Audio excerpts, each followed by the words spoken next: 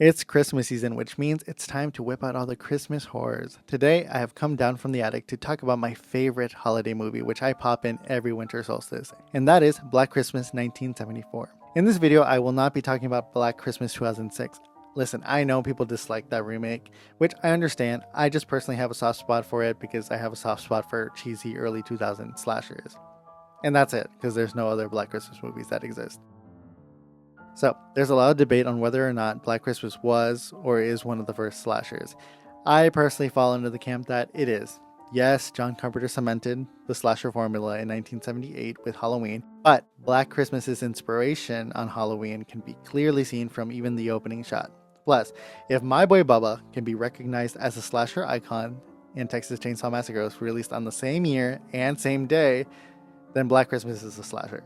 If you haven't seen Black Christmas, what are you doing here? Turn off this video, go watch it, then come back. Do not worry, I will be here.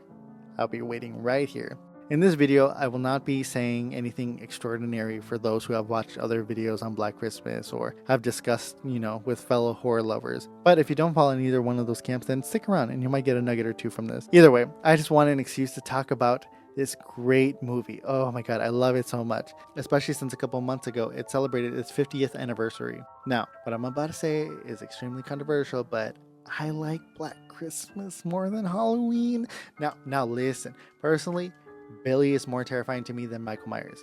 Michael Myers is the boogeyman, the embodiment of evil, while Billy is just an unhinged man, which is a little too grounded in reality for me.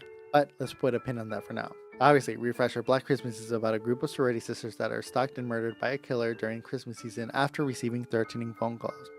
So, I'm going to talk about 3 points why Black Christmas is so great. First, suspense. Black Christmas holds up today because of its suspense. Black Christmas was directed by Bob Clark, who would later go on to make another Christmas classic, A Christmas Story. Clark uses long takes to effectively build up tension. This also helps create this very cold atmosphere that feels like a winter night. We get a lot of lingering shots from Billy's point of view. The usage of handheld shaky cam really gives us a glimpse of Billy's unhinged nature. Very few times Billy is actually shown to the viewers, but when he is, Clark frames him very intentionally to keep him a mystery. Keeping the killer hidden in the movie is one thing that adds to Billy being this very horrifying antagonist. Clark uses this technique, aka our imaginations, with the death scenes as well. None of them are too graphic or shown in depth, but that leaves the mental image that the viewer creates just as effective. Shout out to Mrs. Mac.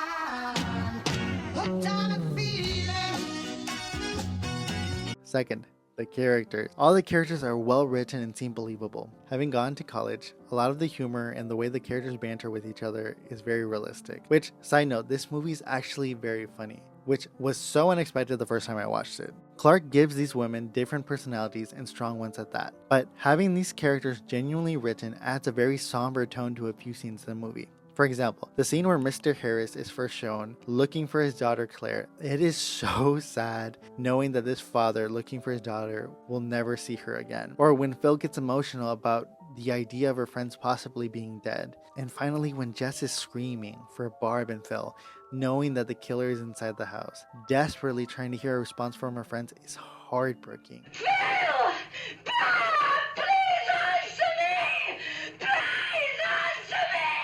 All these characters seem like real people that could live next door, and it really adds to the film's dread and charm. Third, and finally, its social commentary is still extremely relevant 50 years later. Now, before I give my 2 cents on this, I would like to invite a very special guest. You might know her as Haunted Hippie. Here's Kylie. Hi there, I'm Kylie Roseanne, also known as Haunted Hippie. Thank you for having me. Now, Black Christmas... I love this movie to death. Okay, I think it's a perfect film.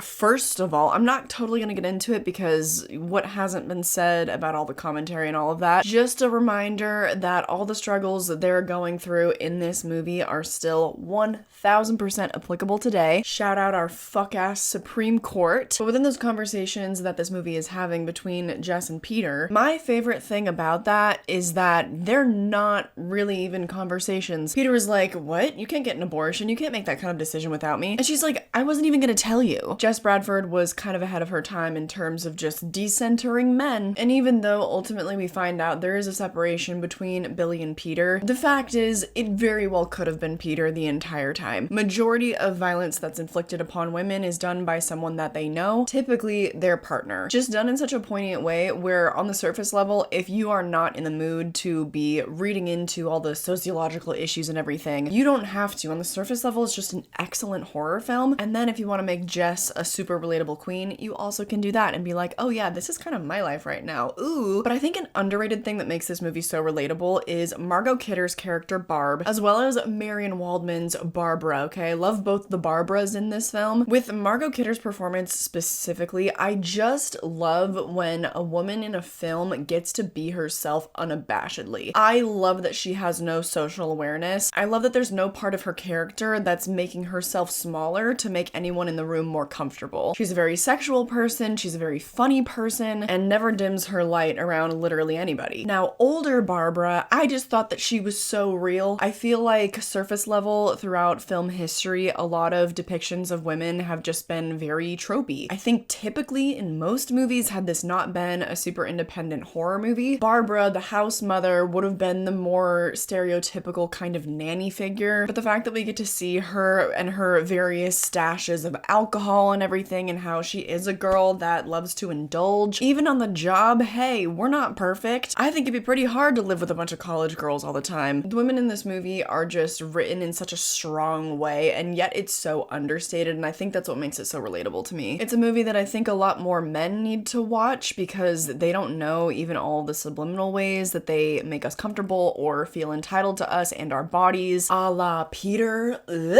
that man. Oh, brother, this guy stinks! Because it's a movie that I think would make a lot of modern men pretty uncomfortable, even if it's not in a way that they would really understand why, beyond the fact that it's a horror movie, but I think that it's a movie that could maybe cause a little bit of introspection. And I've probably taken up too much time in this video, so I will bid you adieu. Thank you so much, Francisco, for having me. Black Christmas, I love you. Mwah.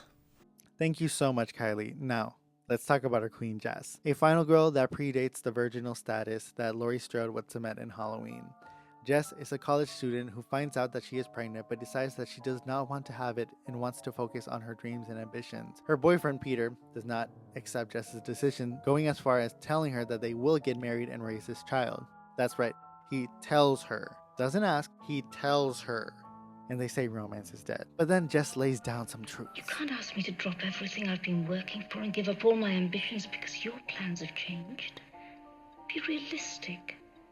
I can't marry you. What Peter fails to realize is that Jess is that girl. Okay, soon as I step in the club, I hit up the back so my niggas some love. Hit the restroom up when I finish the scene from Barbara ain't seen in a minute. Jess and Peter's dynamic is interesting because it is a subversion of the stereotypical portrayal of a level-headed man and an emotional woman. Jess is often calm and collected in different scenarios, so much so that at the end of the film she arms herself with a fireplace poker and heads out to try to save her friends, very much like a male lead would do to save a damsel in distress. Meanwhile, Peter is often portrayed having emotional outbursts and acting in an immature manner. Listen, homeboy smashes a piano because his audition didn't go well. No, I'm a star!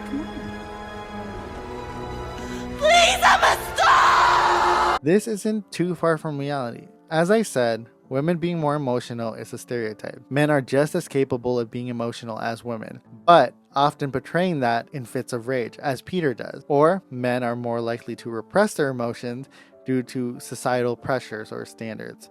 I mean, hello to the high male unaliving rate. To Kylie's point, Peter could have easily been the killer. Clark deciding not to show Peter helps with the idea that any man could be put into his place. Billy is terrifying because Billy can be seen as a metaphor for misogyny itself. I mean, he decides to target a group of women. He harasses them with disgusting phone calls. Let me lick it. Lick it. Lick it. Let me lick your pretty piggy. The accessibility through different outlets of communication online have only amplified this problem. And now we have many examples of this behavior online. Billy, just like Peter, shows extreme fits of rage. Barb, the sister who is the most outspoken and the most sexual, is killed by Billy in the most graphic way. This scene itself could be dissected in many ways, from a woman being viciously attacked in her bed with a phallic object to a conversation about rape culture and Greek life. Billy killing Barb in this way is reminiscent of comments blaming SA survivors with phrases like, "She was asking for it, what was she wearing, no one told her to get that drunk," etc. Through Billy's phone calls, we get glimpses of his backstory with what we believe to be his sister Agnes and the dark implications of what exactly he did to her.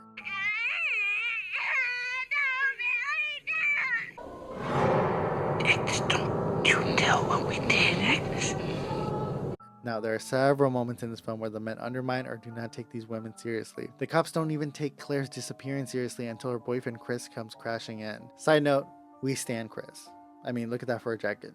I mean, I could go on and on about the commentary in this film, but we'd be here for hours. So for now, I'll leave it at that. In conclusion, Black Christmas holds up because it is a well-written, suspenseful, effective horror film that mirrors societal struggles that women face day to day. I wanted to thank you guys so much for watching this video. Special thanks to Haunted Hippie. If you don't know who she is, what are you doing with your life? Go check out her channel. I'll link it down below. And until the next video.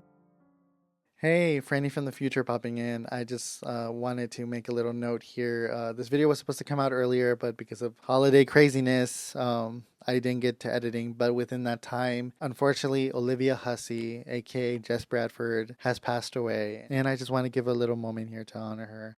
May she rest in peace.